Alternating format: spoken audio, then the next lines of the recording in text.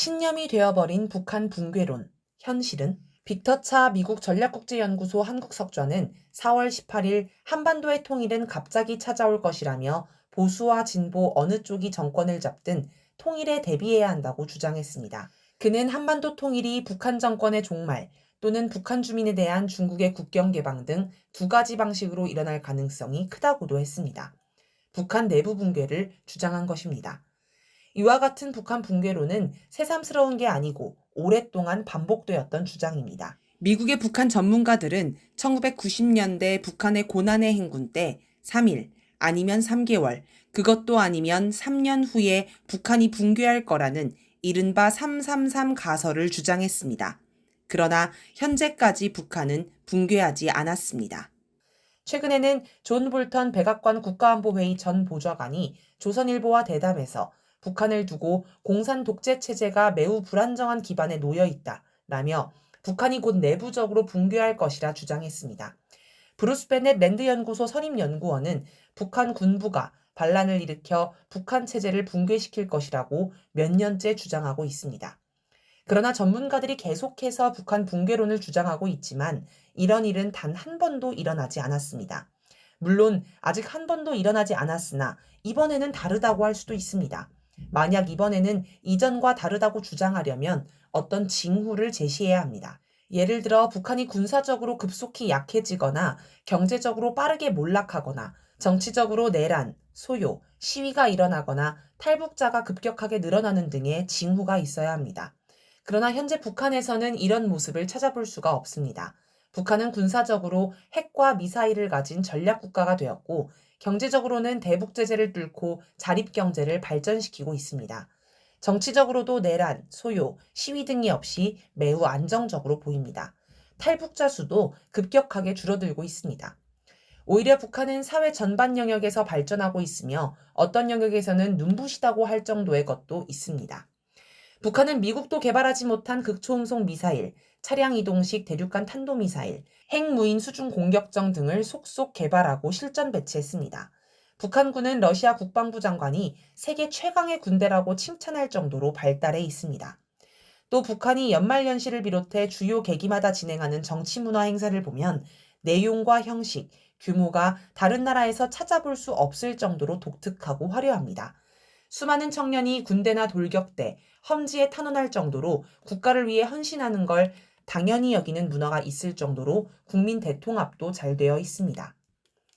또 평양에 매년 1만 세대의 대규모 아파트 단지를 건설하고 있는데 사진을 보면 선진국 대도시의 중심가를 보는 것 같은 착각이 들 정도로 으리으리합니다.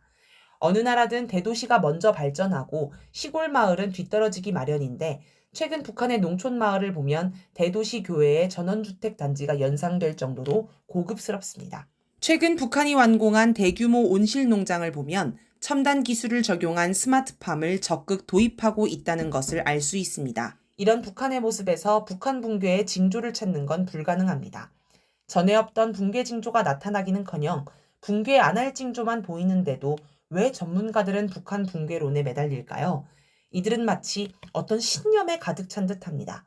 차석절을 비롯한 미국 북한 전문가들이 현실과 무관하게 반복해서 북한 붕괴를 주장하는 것은 그것이 신념이기 때문이라고밖에 해석할 수 없습니다.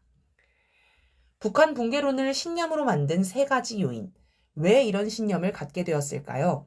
먼저 소련 붕괴라는 역사적 경험에서 이런 신념을 갖게 된 것으로 볼 수 있습니다. 1991년 소련이 붕괴하였습니다.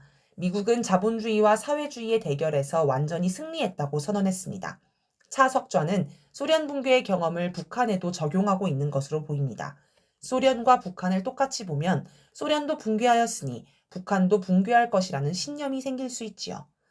차석좌는 북한과 소련의 차이점을 보지 못했습니다. 북한은 김정일 국방위원장의 저서 사회주의는 과학이다 에서 북한과 소련의 사회주의가 다르다고 이미 밝혔습니다. 즉, 여러 나라에서 사회주의가 무너진 것은 과학으로서의 사회주의의 실패가 아니라 사회주의를 변질시킨 기회주의의 파산을 의미한다 라는 것입니다. 북한은 자신의 사회주의는 과학적 사회주의이며 소련은 변질된 사회주의, 즉 사회주의가 아니라 기회주의라고 규정하며 그래서 소련이 망했다고 하였습니다. 차석좌가 이런 내용을 검토하지 않았거나 검토하였더라도 제대로 이해하지 못하였거나 이해는 했지만 현실은 그렇지 않을 것이라며 결국 자신의 신념으로 돌아와 버린 것일 수 있습니다. 다음으로 인간에 관한 철학적 관점에서 이런 신념을 갖게 된 것으로 보입니다. 그의 신념은 사회주의는 망할 수밖에 없다. 자본주의가 승리하고 흥한다고 보는 신념일 것 같은데 이런 신념은 인간에 대한 나름의 철학적 관점에서 나오는 것으로 보입니다. 미국의 사상적 토대는 개인주의입니다. 미국은 인간을 개인의 욕망을 추구하는 개인적인 존재로 생각합니다. 차 석좌는 개인의 욕망을 무시하고 집단을 우선하는 사회주의는 반드시 망한다고 생각한 듯합니다. 또 기독교의 관점에서 사람은 원죄를 가지고 태어난 나약하고 의존적인 존재며 신에게 의탁해야만 살아갈 수 있습니다. 따라서 신에게 의존하지 않고 사람의 힘으로 살아가겠다는 사회주의는 기독교의 악마나 다름없습니다. 신이 모든 것을 결정한다고 믿는 기독교의 관점에서 무신론자의 사회인 사회주의를 심판하는 것도 신의 뜻이 됩니다. 그러나 북한은 인간을 사회적 존재로 생각합니다. 인간은 사회적 존재로서 자주성, 창조성, 의식성이라는 사회적 속성을 가지고 있고 집단주의를 구현해야 그 속성이 실현되고 발전한다는 게 북한의 인간관입니다. 또 인간은 누구에게 의존할 필요가 없으며 자기 힘으로 자연과 사회를 자기에게 이롭게 바꿀 수 있다고 봅니다. 북한의 이런 관점에 따르면 사회주의가 인간의 본성에 맞고 오히려 자본주의는 인간의 본성에 맞지 않습니다. 차 석좌는 사람은 개인주의적 존재이며 돈과 쾌락, 욕망의 노예다. 사람은 선악과를 몰래 먹은 아담과 이브의 원죄를 이어받은 죄인이며 신의 구원을 받아야 하는 나약한 존재다. 라는 미국식 철학에 빠져 북한의 인간에 대한 철학을 제대로 이해하지 못하는 것 같습니다. 끝으로 북한 붕괴 외에는 다른 방법이 없기 때문에 이런 신념을 갖게 된 것으로 보입니다. 미국은 군사, 경제 압박으로 북한을 붕괴시키려고 했습니다. 그런데 북한은 3일, 3개월, 3년이 아니라 30년이 지나도 그냥 건재합니다. 오히려 군사 경제적으로 더 발전하고 있습니다. 모든 방법을 다 동원했는데도 북한을 무너뜨리지 못했습니다. 이제 남은 방법은 북한 스스로 무너지는 것밖에 남아있지 않습니다.